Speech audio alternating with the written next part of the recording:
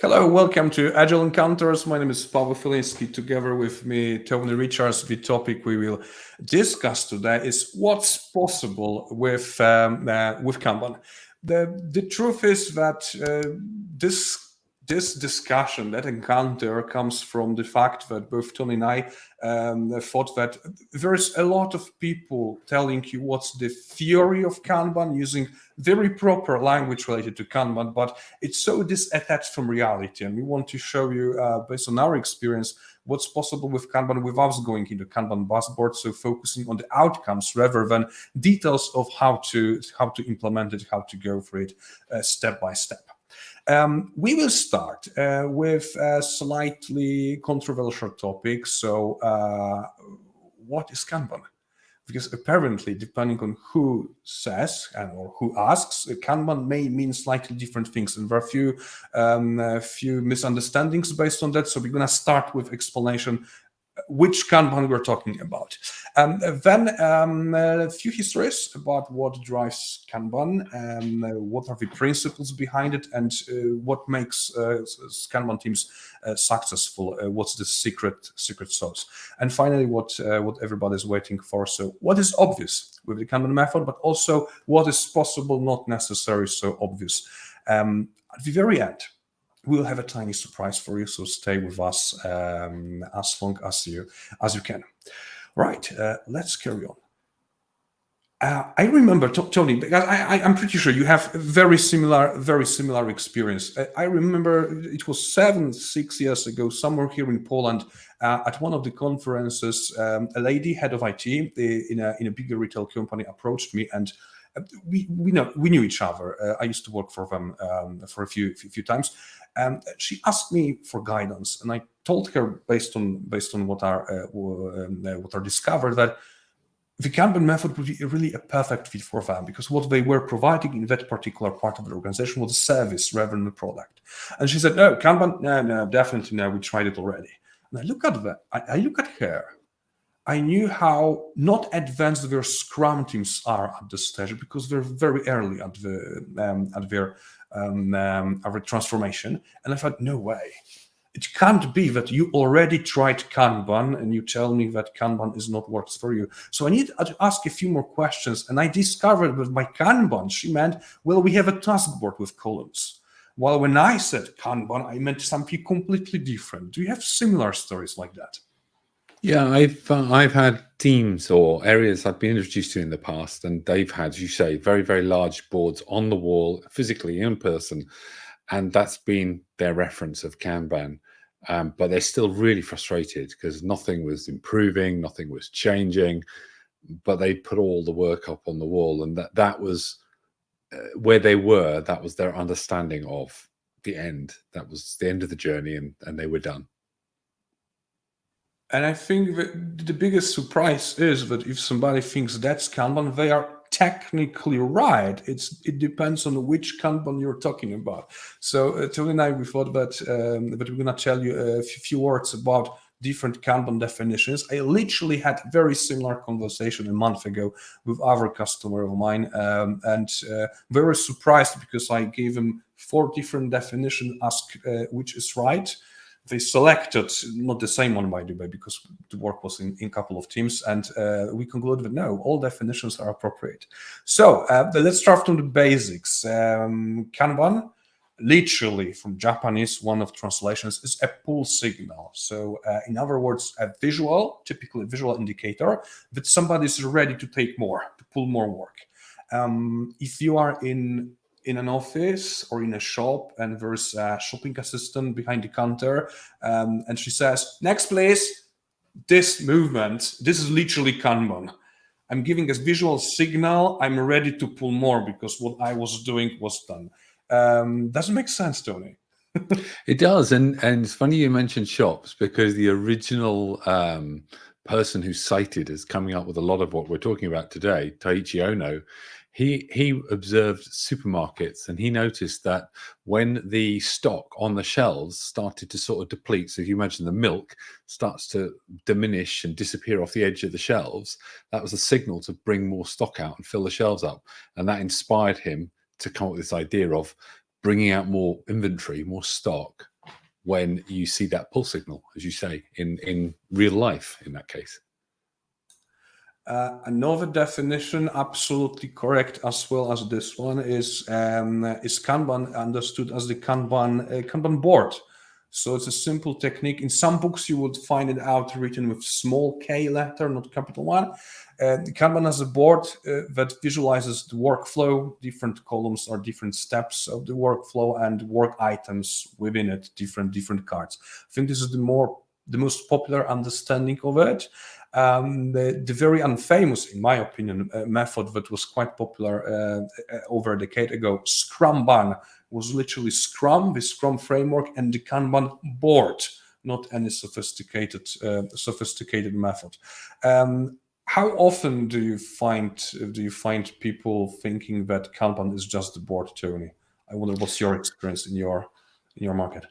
I think it has become a little bit of an association that's quite commonplace, because it's easier to make that association for something that's maybe a little intangible. It's hard to sort of put your finger on what it is.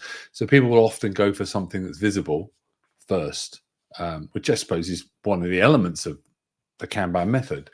But yeah, I can see how people make that relationship very early in their careers, and they start to use that quite a lot. My point of view is also that maybe some bad work was done by popular tools that must not be named, online digital tools, where you can create Kanban board no matter what method, what framework you have applied. And then technically they're right, any board that visualizes workflow and work items within it, it's a Kanban board, but that's not the point, I believe. All right, so now an interesting concept that is already slightly more advanced, the Kanban system. What is it? This is my definition. It's not necessarily the one that you would read in the book, but a Kanban system is not a board only.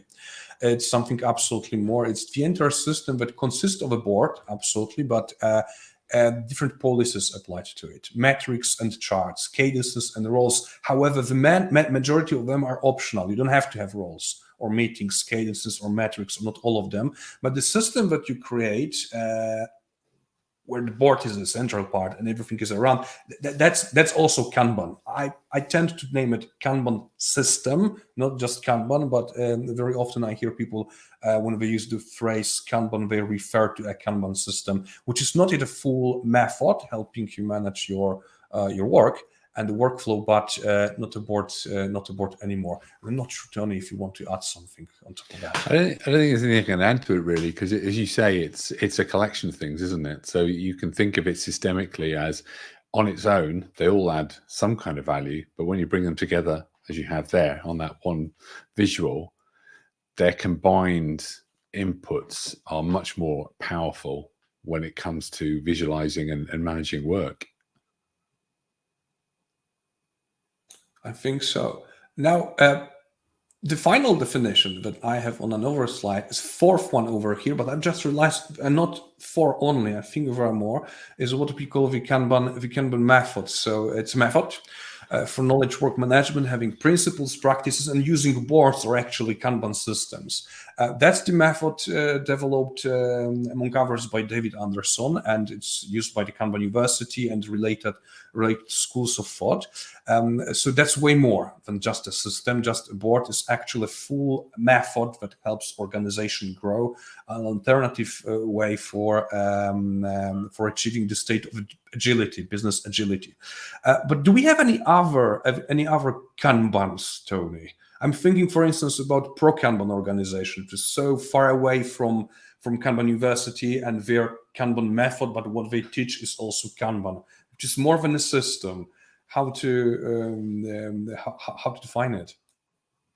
Well, in terms of other organizations that introduce Kanban, well, I suppose you've got initiatives, as you say, from the world of Pro Kanban. You also got initiatives from Scrum.org as well. Have done some work around this, around how you can use the ideas in the Kanban method to support Scrum implementations and add to it or augment it. But yeah, they all take a slightly different path in. I've noticed they're not the same.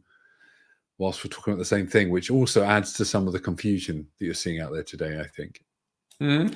I think what Kanban University preaches, what they sell ultimately, it's a spin-off of the original Kanban practice that originates in manufacturing and related approaches. However, the method is way more, if I say it. The bottom line is, whichever Kanban you use, definitely need to understand. You need to achieve a mutual understanding with a person or a team you're working with. Which Kanban are we talking about? I discovered recently that I was hired, among others, to implement the Kanban method. That's what I was told, but what the team thought is that we are implementing Kanban board in Jira only, and they couldn't understand initially why they need the support of an Agile coach full-time here. When we have that clarified, that was absolutely eye-opening event for them. What is essential is that from now until the end of the webinar, Tony and I will be talking mainly about the Kanban method as described by Kanban University. It's not that what is obvious or possible with Kanban is impossible if you use Kanban from any other school, not Kanban University, but both Tony and I are accredited Kanban trainers, and simply that understanding of Kanban is closest to what we do. All right, so Tony, let's talk a bit about principles, different principles. Before that, if you want to hear more of us talking about Kanban, I just realized we already had a conversation a year ago. Tony and I discussed different practical application of the Kanban method. Visit our YouTube channel. All our webinars, including this one, are there. That's available for you for free, and you can also look at that content. Not necessarily if you're interested in Kanban. We have other webinars on OKR, how to become an Agile coach and enterprise Agile coach. That database of our know-how is available for you. Now, the principles. When we talk about principles in the Kanban method, I find, or my students find, this concept very theoretical. Am I right? Yeah, I think the way it's presented, it gives itself an air of theory around it, but they are very practical when they're used. Intentionally, Tony and I, we are not in position here to present all the principles, 6 principles that the Kanban method defines, but there are 2 categories, 2 sets of them, one related to service delivery, another to change management. Let's start with service delivery, Tony. So what's so practical about principles behind the Kanban method that touch the service delivery topic? So I've spoken to you about this before, actually. I always see these 2 groups of principles in a very simple way in my mind. One is looking from the outside in, and one's looking from the inside out. And what I mean by that is when we talk about the service-orientated principles, that's looking at it from the perspective of the person who's requesting something from you. So whether that's someone outside your organization, another team you provide a service to, the service-orientated principles are governing and sort of guiding how you provide that service to them and improve it over time. And on the flip side, the change management principles are looking very much inside out. So I feel they are helping the team or the area behind the service in question improve over time. And the example I have on this, the practical example, is an HR team I was working with. We started to introduce this way of working across our whole HR practice. And one of the observations they made, which I'd never before, was they wanted a change management plan put together, a traditional change management plan of how they were going to introduce this way of working across all of their HR specialists. And as we worked through it, they had this recognition or this dawning moment that the change management principles and the way we were approaching introducing the Kanban method was by itself an approach to change management. So those principles are very practical when organizations are trying to navigate change. whatever that change may be. They still stand really well in that situation, which is why I say they can come across as academic when you first see them, but when you start to use them and apply them, they're very, very real world. They're very applicable, and that was my experience. How about you, Paweł? I'm with you over here. If I were to compare the big two methods, so the Scrum framework and the Kanban method, I would say they're pretty similar in terms of the principles. So what we call the service delivery principles, the 3 principles in the Kanban method that talk about understanding your customer and their needs. This is what you will hear also at training for product owners, for instance. I do agree with you that something that to me is unique for the Kanban method are the change management principles. So the method itself has principles and then practices embedded inside that help roll out the method in an organization. With Scrum, I see Scrum Master are pretty often lost. The only guideline that they receive is, well, that's the framework, just do it, follow the rules. And it's not so easy, not always it's so easy. So I'm with that service, the change management principles is something unique and really powerful. What else? Another thought of mine, when we were describing how different the setup of these two sets of principles is it reminded me a longer definition of the Kanban method. I can't quote the entire one, but it's a method that, among others, help team or help in general, help us meet customer demand with team capability. We need to understand the customer, the service we provide their needs, and the demand also. So it's way more than just understanding what's valuable to them. But we also need to focus on what we can change internally. We will not change the market easily. We will not change the customer, but we can change our own process internally. That's behind the change management principles in order to have capability and capacity that meets the demand. That's how I see it. Anything else about the principles?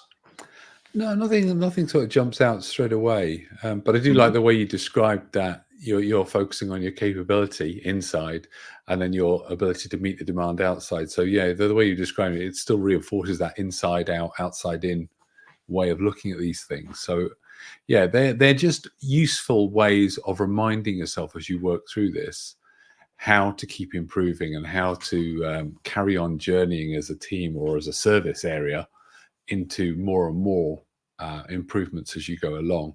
And as you say, no, there's no kind of perfect silver bullet out there. This is why I think this is a good example of you start somewhere and then you iterate or you move continuously towards a new place. And these principles keep you on that path. Absolutely. I think also that the way how Kanban method talks about it, we often say service lens. So it is perfect fit for any service that you deliver. But I think it's also applicable for product delivery. I have no doubt. Any other way, the Scrum method, the typical lens are we deliver product. I have product backlog, product owner. There's no problem to use Scrum for the service. In the Scrum framework, somehow these two worlds, internal improvement and external customer, are separated. There's one Scrum team, of course. Events that everybody looks at, but I have a product owner focusing on that, and I have Scrum Master focused internally on improving everything. It's not true that they work independently. It's all together. In the Kanban method, the principles are equally applicable to everybody, and you know it from day one of any kind of training. All right, I think we're ready to move on. If any of you is interested in rolling out the Kanban method in your context, but you are aware of attending a training session or hiring a company for a longer transformation, you just want to catch up and talk for 1 hour about what's possible and how it looks like, don't hesitate to visit the website. The QR code is visible on screen below. The video will have also a link. You can set up a meeting either with Tony or myself for a short mentoring and coaching or consulting, and we can tell you more. We can answer the questions that might be really specific to your company. And now moving on, let's take a look at what's possible with the Kanban method. And I think you would agree, Tony, that the very first thing that teams or organizations tell us about rolling out the Kanban method when they try is that visibility has increased. Am I right? Completely, yes. Even if they had a spreadsheet or something with all their work in before, the way in which you visualize that work changes. And I think the thing that strikes me most when I work with areas or organizations is that they're no longer seeing the work as static or just a list like a photograph. It's more like a video. It's more work in motion, more work in its kind of dynamic sense, is they start to see it that way. And the visibility is probably underplayed, really. It really does change the way people inspect and ask questions about what they're doing. Mm-hmm. How about you? I very often ask my students at various training sessions, do they see a difference between visibility and transparency? It might be a language barrier topic, hard to say, but I remember a question that was devastating for many students trying to pass one of professional Scrum assessments with Scrum.org. How can you tell the product backlog is transparent, or what does it mean that the product backlog is transparent? A basic question, in my opinion, but the majority of answers were, well, it's transparent because you have access to it. So it's not hidden. For me, it's not yet transparency, it's the visibility. And the transparency is way more. It's because of the visibility, you also have understanding of why behind, of purpose. With the product backlog, for instance, you understand why it is ordered in that way, what higher purpose or vision it serves, and so on. But coming back to the Kanban method, for me, no-brainer. If you have a board, your work is visible. Already it's a gift. But not each team is aware of the fact initially that it also increased overall transparency. We have less status meetings because everything is clear on the board. If it's not clear, we improve the board. I'm not talking about the columns or swim lanes or cards, but the card design, what information is on the card, or different policies around, or the entire, we call it already, the Kanban system around, including meetings, perhaps roles, the roles as well. I was surprised a month or 2 months ago when I learned from one of my customers that the most common way of visualizing work is writing down notes in your personal notepad. And it's the 21st century, guys. Then no board. So for these kind of teams, having any kind of board is already a huge step forward. But many teams do use board. They have a lot of boards, especially in IT. Having a proper Kanban system, not only a board to do ongoing done, in my opinion, increases not only visibility but full transparency as well. Fair enough. What's next? What's also obvious when you think about the Kanban method, of course, are limits of the work in progress. In your experience, how easy or difficult it is to implement work in progress limits, Tony? Well, that's obviously a trick question. This is devilishly hard to put in place because the whole way a lot of organizations are set up today, there's almost a badge of pride associated with being really busy, and people are encouraged to actively be busy. So the whole idea of limiting how much work you do sounds almost an affront, or it's challenging that whole idea of busyness. Now, the reality is it's not. It's just saying, I'd like you to be busy focusing on less things, ideally one thing if you can, but really sharpen your focus. So in my simple view, I often try and stress this is about creating focus and concentration around something, not just limiting the amount of work you do, because people will sometimes think, oh, well, if I'm not doing all the work, then what's my boss going to think, or what's my organization going to come think at the end of the year? So it's really important that you stress the benefits, the why you're limiting the work, I think. But going back to your original question, it's really hard to get this in place, not easy. And the team can be very vulnerable doing this, because they can sometimes be the only ones doing this in their organization to start with. I mean, what's your experience being, Paweł? My experience is teams are so creative in finding out excuses not to implement work in progress limits. And I'm always amazed because I can't say 100%, 95% of cases I work are teams that has just been trained properly in the Kanban method. And as a part of the training, we always have a simulation. And in the simulation, they always experience workflow without work in progress limits and with work in progress limits. And they, not me, they draw conclusions, how important it is. They did experience it. And yet, next day, they arrive to the office and either they say, we don't want to experiment with work in progress limits, or a team of 7 people also saw it. They invent a work in progress limit of 40, for instance. A team of 7 people in one column limit 40, they would never reach the limit.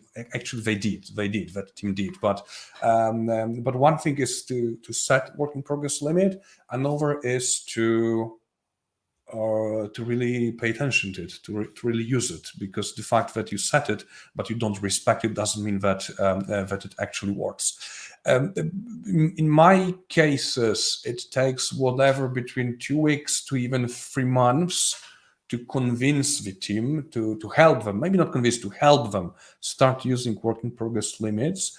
And when they start, what typically happens, Tony, at least in the cases you've seen? So what I've seen, it's interesting. There's a few different dynamics happen. So often reveals the well-meaning individual in the team who says yes to everything. So they tend to individually pull lots and lots of items, and they're quickly getting up to the whip limit on their own. And there's a sudden recognition in the group of, oh, hang on, they're saying yes to everything. They're pulling everything in. There's hardly any whip left. So I found it's useful for opening that conversation in a respectful way. So not saying that what they were doing was necessarily wrong or bad, but just indicating if you've got 14 items and there's 14 of you, aren't you going to get through those 14 items quicker if the 14 of you get involved rather than that one individual takes 14 on? And even with the most heroic individual, they've got to switch between them. So it's going to take them longer than if 14 people do those individually. So it opens up a dialogue about how you most effectively get the work done when you're thinking as a real team and not just a group of individuals who happen to work for the same person and have the same area of the organization. So that, for me, that's the big kind of revelation that I think it draws when it starts. But I'm suspecting you've seen some other byproducts of whip limits coming in. So what have you seen? So I've seen a lot of conversations that I think for the same reasons, team tries to hack it. For instance, a question: do we need to visualize everything on the board? Can we visualize only these tasks that are at least 1 hour long? My question is, how do you know a task will take more than 1 hour? Very often you know when you start. You thought it's 15 minutes, 1 hour. It's one question. Another, I can imagine a person would have nothing on the board, but still will be very, very busy, because 8 hours at work you will spend on hundreds of tasks that take 10 or 15 minutes. So should it be below the radar or above the radar? That's interesting conversation with the team. Another conversation is, do we visualize everything? Maybe somebody has Kanban board and a separate no Kanban board, separate project where they have other tasks. But when that kind of thinking is switched, eventually something clicks, and I think from that moment, rolling out or the other general practice of the Kanban method and other related are way faster, way better.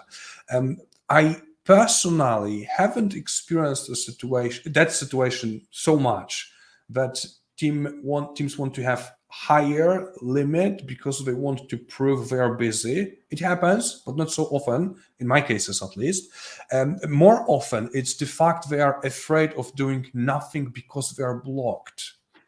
Because Yes. the team I was referring to, 7 people and the work in progress limit 40, and they hit the limit, was not because they were working in parallel on 40 items. It was because 35 items were blocked by external parties. They're waiting for external teams, stakeholders' answers, and that's why they started doing something new.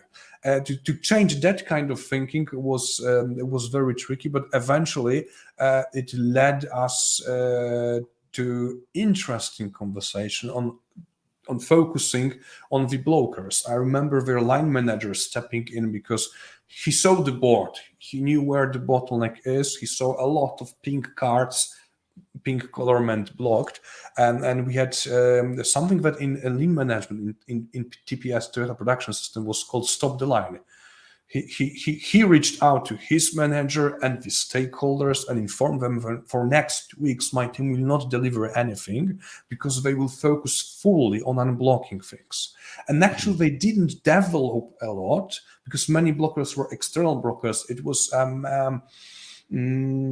was kind of negotiation of different agreements with different parties. For instance, they discovered that half of the work, 45% of the work they received, shouldn't be received by that team. There's a separate maintenance team who should do that. But customers very often approach the development team because they found development team faster than maintenance team. That's why my team, sorry to say so, my team was flooded by the work. So I think that limiting work in progress when you finally implement it fully has an unexpected consequence that everything is blocked on your board. And then we have a gentle and appropriate conversation about how to unblock it. I think it's even smarter if you roll out the Kanban method with multiple teams in parallel because they block each other. You can work with many teams. I know, Tony, you had such an experience in the past, didn't you? Yeah, I mean, just before we get onto that, you reminded me of something else actually. That one way I introduce WIP limits when I'm talking to an area is to explain that they already have WIP limits, so they already exist. They're just not visible. And they may feel really busy now. So how would you feel if I add a couple of more things on your plate? So I ask you to do 2 more. Oh, no, I couldn't do any more. Okay, so how many are you doing at the moment? They'll say how many they're doing. So does that fit? Oh, no, I feel too busy. So what would feel comfortable that you could do repeatedly? And they'll come up with a number. I say, well, that sounds a little bit like a manageable WIP limit for you in its entirety. And we do that with everyone in the team. And then we're getting a group, like a team level WIP limit. And then we work out, well, where would that allocate across your Kanban system? But I do start with this idea that you've already got WIP limits because you can't say yes indefinitely forever. Because even if you do, you're not going to work on it. So you know instinctively yourself where your limit is. That's and very often nice approach, very nice coaching approach. I really like it. Well, it's trying to get people to think, well, you're not introducing something new. All you're doing is you're taming something that's really driving you at the moment. You want to flip it the other way around, so you have a level of control over it yourself. But yeah, in terms of your other question, and you might have to remind me again now, you're talking about multiple teams and bringing it in to show the blocking of each other. When you do this with multiple teams, obviously it comes with its own challenges because introducing this to multiple areas at once is quite challenging.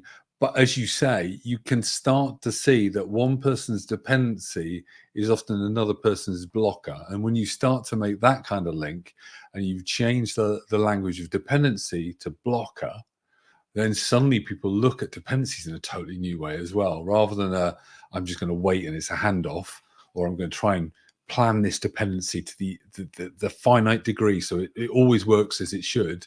You're now saying, well, a dependency is actually a form of a blocker on someone else. So how do we minimize the number of blockers? That might remove some of the dependencies that we have an ability to influence. We're not going to remove all dependencies because they exist.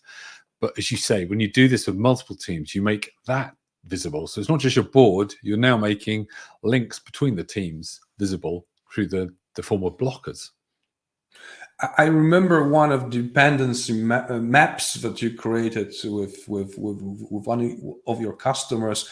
It was so clearly visible when you look at the spaghetti, the mess, that the majority of dependencies were interdependencies among the teams.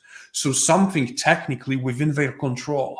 Because if it's a dependency on a third-party supplier, on the customer, it's harder to influence. But if you have your mess within your own system, now understood not as a system of Kanban system of one team, but a system of multiple Kanban systems of multiple teams, you still can manage it. We have practices helping solve the spaghetti easily. And that's what's possible with Kanban. All right, let's move on. Okay. Because I think from what is obvious, we are already gently going to what is possible with Kanban. Many people, whenever we think of Kanban, they talk about predictability, and I think that's the big thing. Something that definitely is not touched by other agile methods in such a comprehensive way. In Scrum, we talk about forecasting. I think in Kanban, you could use the same phrase, but we have something that other methods don't have. What's that? That question to me? Yeah. Yeah. Okay. So the Kanban method measures a lot of things. You don't have to measure them all at once, and you don't have to do them all to start with, but it does measure things. It measures things like how long does it take from when you receive a request to when you deliver it. So when you finished it, and how often do you deliver those finished requests? And as we've already talked about, it measures the level of work in progress. So we've got our limits. So that's the level at which we know we can operate well. But you also have your WIP level, so the level of work in progress at the moment, which is different. They're not always the same. Ideally, you want to pull to the WIP limit, but you might not always be in that situation. And the other thing, another measure I think of that's very, very useful, I know it gets used in quite a lot of areas now, not just in the Kanban world, but also you mentioned Scrum. I've seen Scrum teams using this now, is work item aging. So how long has the work been on the board? It's not the same as being blocked, but just generally, how long has it been aging in a particular area or a column of the board for a period of time? So there's some great metrics, and there's even more in the Kanban method. And it's often about trying to find out which ones are going to give you the most insight to start with. And I know when we both teach these classes, Paweł, we often suggest you start with certain ones. So where do you normally start with metrics when you're teaching a class? I was, when I entered the Kanban world years ago, I was quite surprised that all Kanban geeks said a lot of warm words about cumulative flow diagram that you can see here on top, by the way. It's not that this diagram is irrelevant, it's wrong, it's bad. I think it's unique for the Kanban method. We don't have direct equivalent of that in other methods. But I think what is way more important, and not only to achieve predictability of your Kanban system, but and delivery ultimately, but also to manage the workflow, is the lead time / cycle time. Depending on school, we have two different definitions. Let's stick to lead time as Kanban University suggests. Lead time histogram, for instance, I think is the most powerful tool that I typically start with at the beginning. First of all, because initially it gives you data about the state of your Kanban system, how predictable you are or not. If you follow it over weeks, you see how it changes, and it's very practical. It gives us something that already, for instance, the Scrum framework doesn't, at least not out of the box, a sense of predictability way better than in case of using the product burndown chart, for instance. All other charts and metrics like flow efficiency, hard to measure in my opinion, because it's hard to measure the touch time in many cases. Cumulative flow diagram, heat maps, work item agings, or Monte Carlo analysis, this is all good, but for me to be discovered slightly later. I try to expose my teams to lead time histogram or equivalent throughput histogram that you can see here on the picture as well, as early as possible. The bad news, in my opinion, for many Kanban teams is that metrics, charts, Kanban, it's all about statistics. And you can love it or you can hate it. It's like with New York City. I heard once.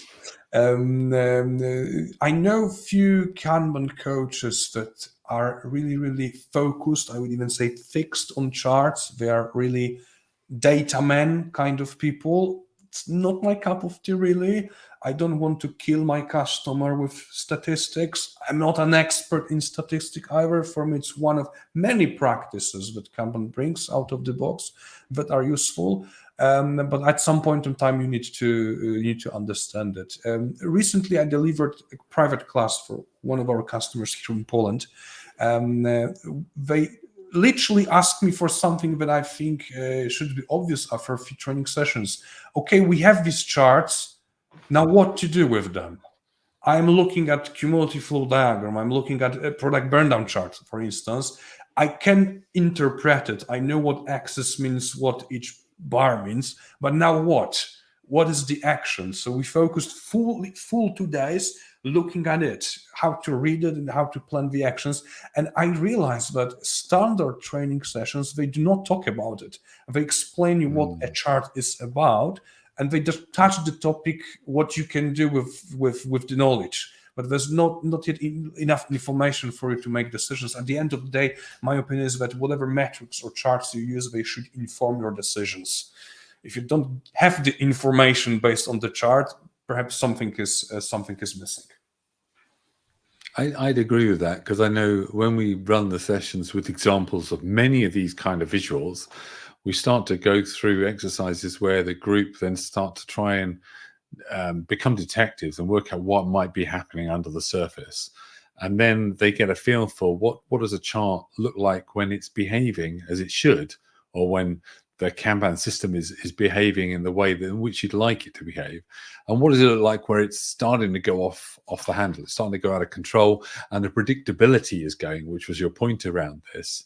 The analogy I use a lot, and I don't know about yourself, is I use the sat navs in cars and the kind of information that gives you, because a sat nav is doing all this in the background anyway. When it's trying to estimate when your fuel's going to run out or when you're going to arrive at your destination, it's doing these kind of statistical calculations continuously.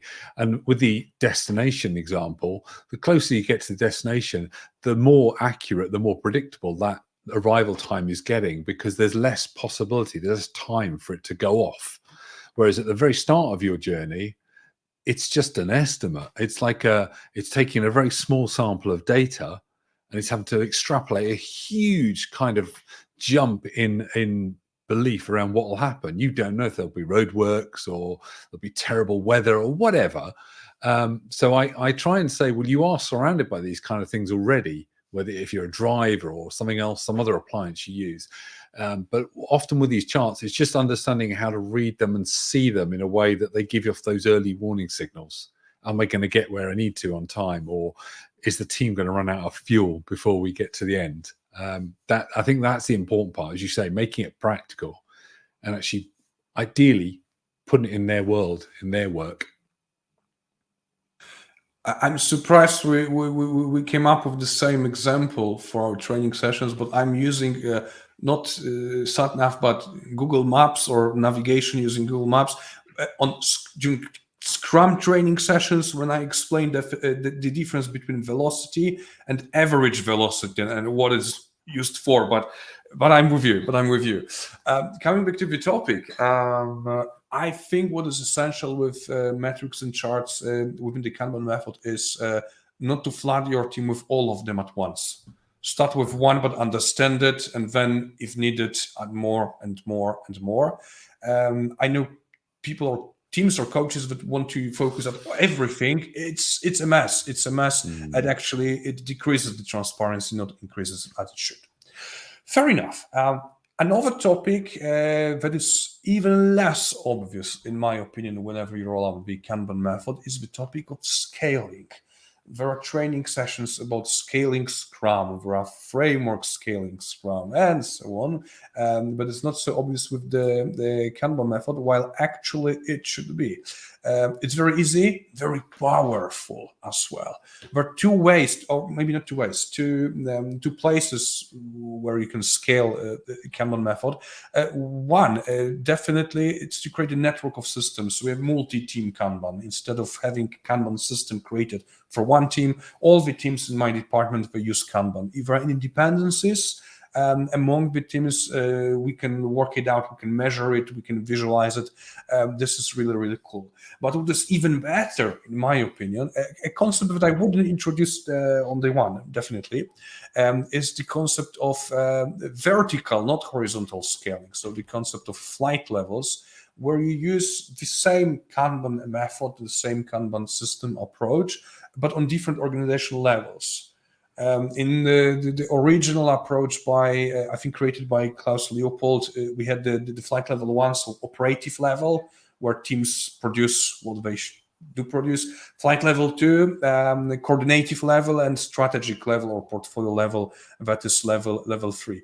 At the end of the day, I thought it should be pretty obvious. You can use the same Kanban method for whatever team. For instance, you can go to the senior leadership team and create a Kanban for them. I believe you will not have tiny tasks on that board, but huge projects or initiatives they manage and they run. So a lead time wouldn't be a couple of days, but a couple of months. But still, the principles are the same. We'll limit work in progress and so on. If you connect these different levels, you have a full system, top down and from left to right, which works perfectly. Tony, what are your experiences with both ways of scaling Kanban?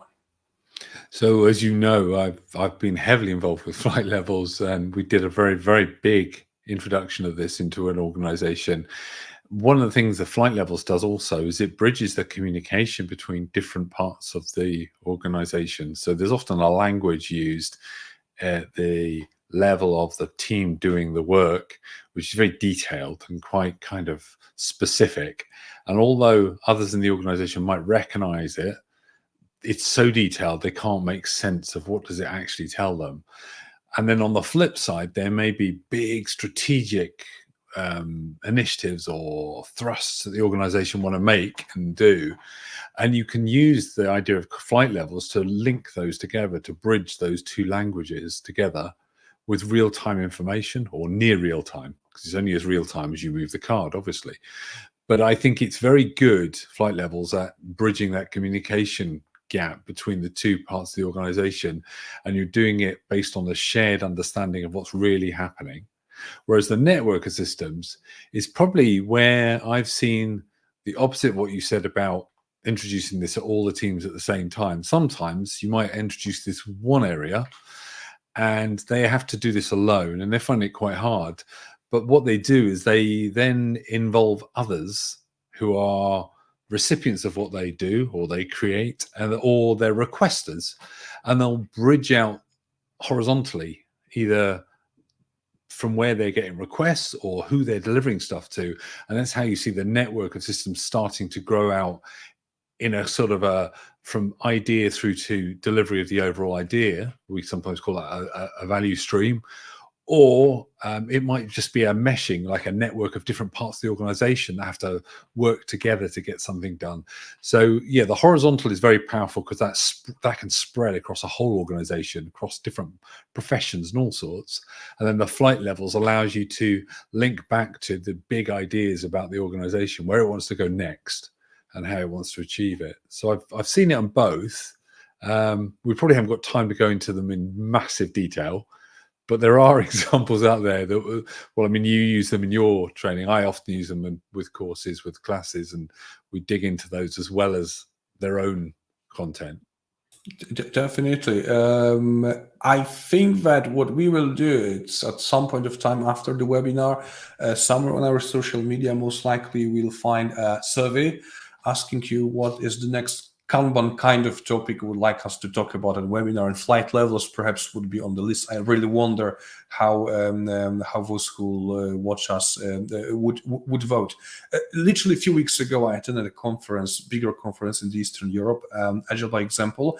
I had a workshop literally about flight levels, but I also look at different talks during these 3 days, and there was no single talk directly touching the topic of flight levels, but a few already that talked in by the way about it. So I have a few conversations with different people, and although the concept is really old, really, maybe the name flight levels is pretty more or less new, but the concept itself is very, very old. I think it's getting getting more and more awareness, not only in social media. Not sure how about your conferences, whether many topics, many discussions about flight levels? No, as you know, I did a session in the US this summer, and in the room, when I asked if people heard of this concept before, there were 2 hands shot up, and the 2 people in the room who knew about it were from Germany. So there's a lot more awareness in Germany than other parts of the world. In the US, it was very, very unheard of. There wasn't a massive amount of knowledge of it, and also the name doesn't land very well over there for some reason. Flight levels doesn't really work. But in Germany, which I know Klaus is from that part of the world, it's much more commonplace than most other parts. So yeah, a lot of it is about, as you say, awareness. And whether you call it flight levels or whatever you call it, it's about that kind of that linking and scaling this idea across an organization, especially through the organization's hierarchy. Because as we all know, organizations aren't flat. There are still hierarchies there, and you can't ignore them. They're not something that you want to ignore, because you can get the best high performing team in the world, but if not linked into what the organization wants to achieve, it's an untapped potential. So we want to link them, and this is one way of doing it. And I think absolutely valid, because if I recall, few fake agile frameworks that must not be named, and when they touch the same different levels of organizational hierarchy and how to approach it, I think they missed the point. With the Kanban method as it is, out of the box, plus the concept of flight level is so natural, and I can't say easy, but not so difficult on the other side as well, to do that, especially if the organization has a proper Kanban on team level. So that's what's possible with Kanban, definitely. My only word of warning would be: do not start with flight levels. Start with proper team level Kanban and grow. Kanban as such, coming back to the principles, it's evolutionary change methods. It's not a revolution. You're going to do it step by step, starting with what you have. And I bet you don't have flight levels on day one. That's a typical situation. All right, we're moving to the last part of our meeting, Tony. I thought we could also talk about different unusual situations where the Kanban method could be implemented. And by unusual situations, I mean actually 2 things. One are unusual, at least for agile people, industries. So not only IT, not only financial industry, but many, many other ones, but also unusual functions. So places where, or teams within a company where typically you wouldn't think of rolling out the agile ways of working. Let's start with the industry, Tony. What is the most unusual industry you've seen the Kanban method implemented? Well, for me, and it shouldn't be that unusual, because it's an industry that's steeped in kind of lean manufacturing, but physical engineering was a really interesting and different place to do this, primarily because the audience were so ready for it, and it became quite natural to bring it in, but it had never been thought of in that area before. So I found that quite telling, because my experience of using this in the software world is you have to release things quite frequently to get the best out of this kind of way of working. That's not possible with physical engineering, because some things take multiple months because they're made of some kind of precious metal that just can't be molded or manufactured in the way you want it very quickly. So the physical engineering, we had to look at this very differently, but we still applied the method as we've described it today. And they did get benefits out of it, especially the visibility. The visibility was huge for them.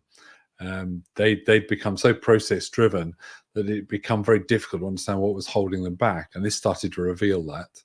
And the work in progress limits, I know we said they were hard for that area. They created some slack space to do other stuff. So they actually created capacity, which was already there. They just couldn't access it. So that was the big unusual for me, I think, in terms of industry. What about you, Paweł? Very, very similar. First of all, we know that the Kanban method, or Kanban, maybe not the method by Kanban, but the Kanban as such comes from lean management, lean manufacturing, Toyota production system. So from physical engineering as such, not from IT or any knowledge work.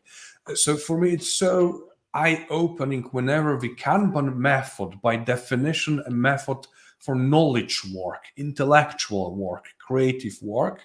The entire method with principles, practices, flight lab, and so on is implemented exactly as you say in the environments where the original Kanban originates from. So, for instance, construction, oil and gas, energy industries, and so on. Besides the fact that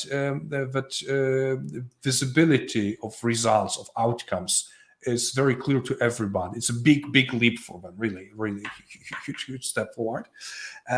What I think is interesting is also in many places they have literally physical working progress limits. Sometimes my working progress limits in IT is number of people I have in a team. But I'm not limited by the software or space of the hard drive and so on. If it is a construction and we are building something, we have literally physical limitation. I can't send or prepare too many work packages because there's no space to place them, and we need to deal with these constraints.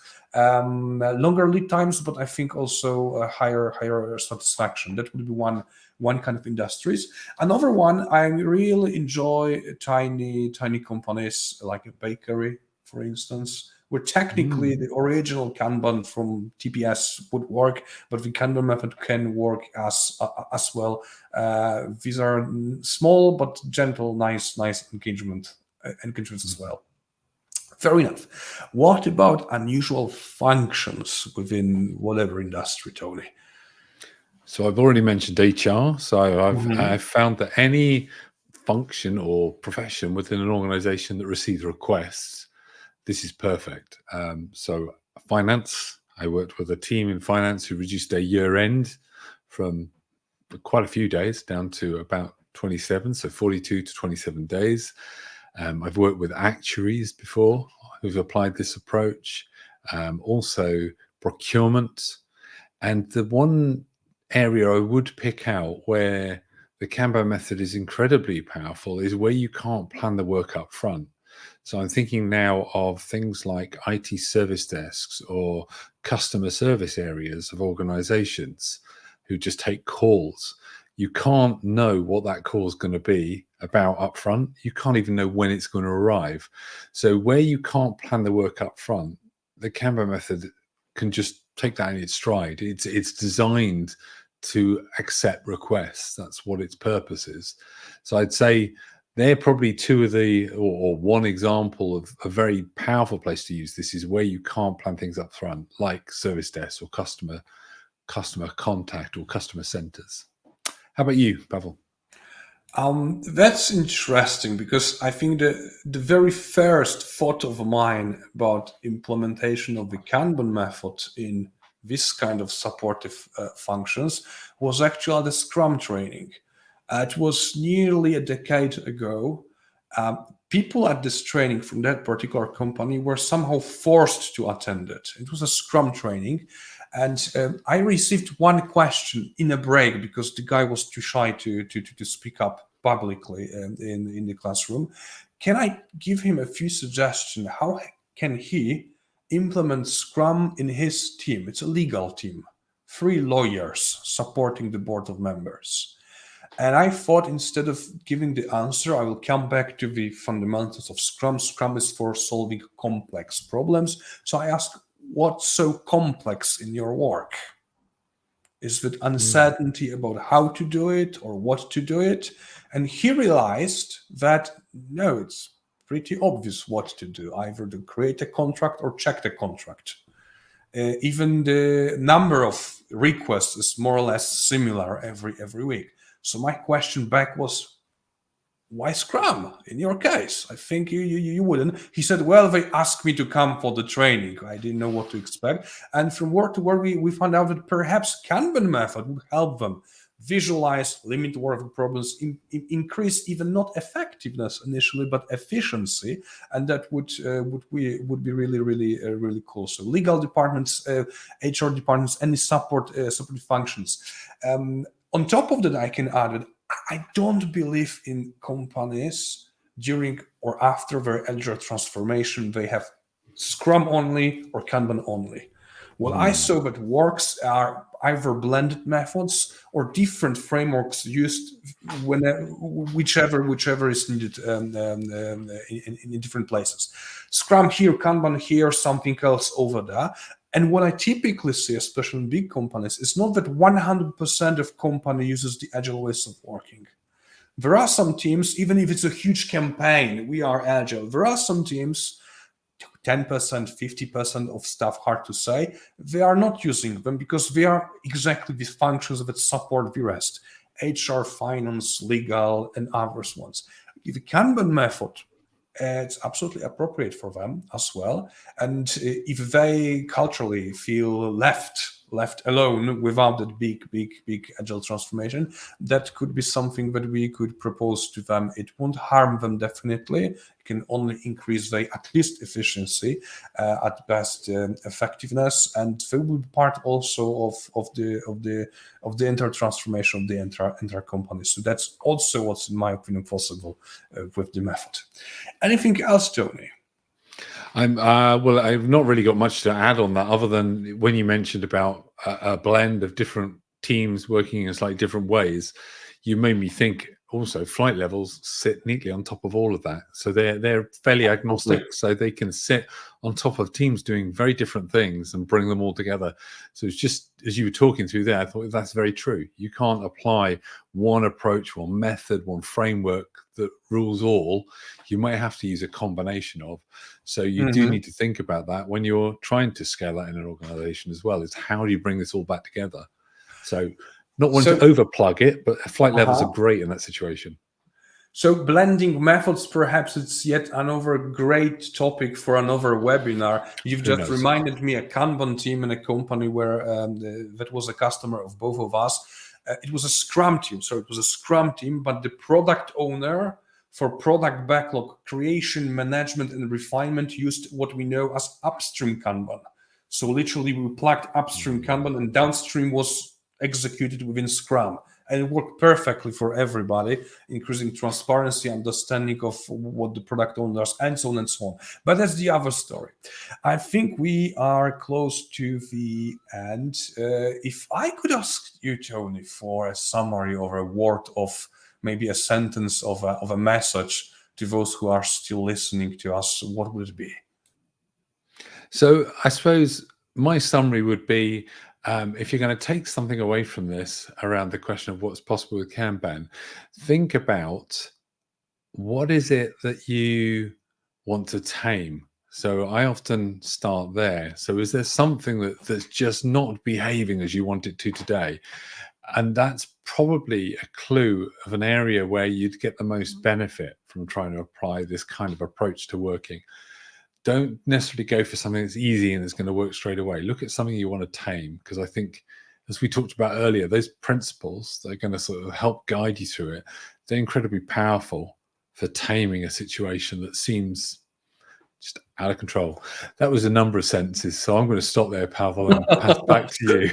No worries. Thank you very much. At the very beginning of our meeting, I mentioned we have a surprise, and here it goes. exactly today at Meyruk, you are starting a special promotion of our Kanban training in next 2 months actually.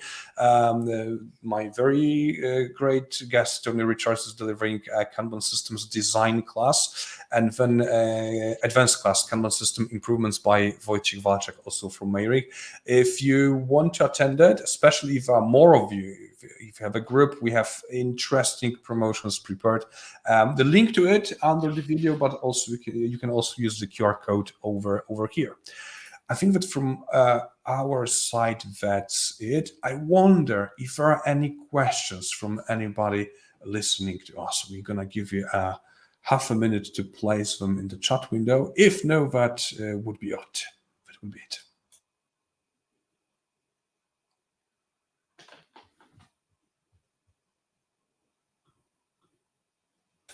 No questions yet. I think we did a great job because nobody is asking for any clarification, Tony. I really wonder what the next Kanban-related topic would be. As I mentioned earlier, we're gonna run a tiny survey sooner than later on our social media.